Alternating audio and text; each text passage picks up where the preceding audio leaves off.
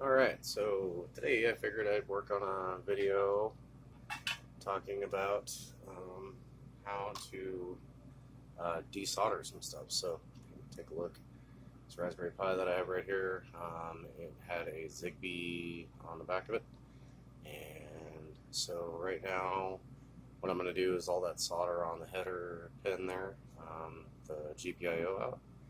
I'm going to take all that solder off. So here we go. So basically, what I like to do is a little bit of solder. Set that over here. I'm left-handed, so you'll kind of see that, and then I'll just go down and kind of get everything kind of flowing a little bit. Try not to bridge the connections, basically. And get these wires out of here. There we go. And I picked the soldering iron up off of Amazon. It was really cheap. So, but then, see how I've kind of taken the solder braid and kind of flattened it out a little bit? But then basically you can just take this, run this down on whatever you're working on, and it'll start to pull that solder up out of everything. So the objective of this is to not burn your hands. Yeah, sometimes the wick will stick, then you just grab a little bit of extra solder, kind of heat everything up again, and voila. So basically you repeat this process over and over again until there's no solder left. Another thing that helps is purchasing flux. That helps a lot.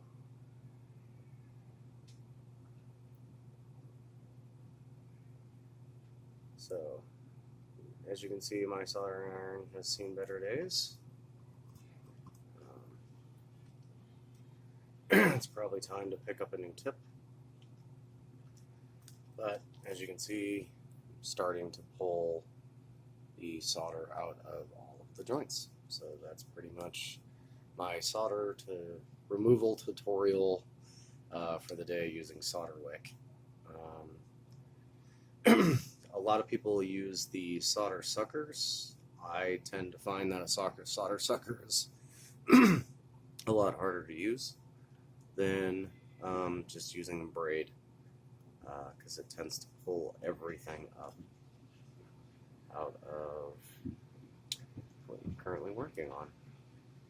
Well, I hope you guys enjoyed my video, and there will be more to come. I'm actually going to turn this board into, oh man, it's called Jasper, is the name of the project on GitHub, and what it is it's an Alexa-based Raspberry Pi for free. So the objective is when I come into my lab, I want to be able to talk to my lab and have it do functions like turn on lights, or I don't know, who knows, maybe I'll have it brew me a cup of coffee or something. But yeah, let me know what you guys think about my video, and have a good time. Alright, thanks.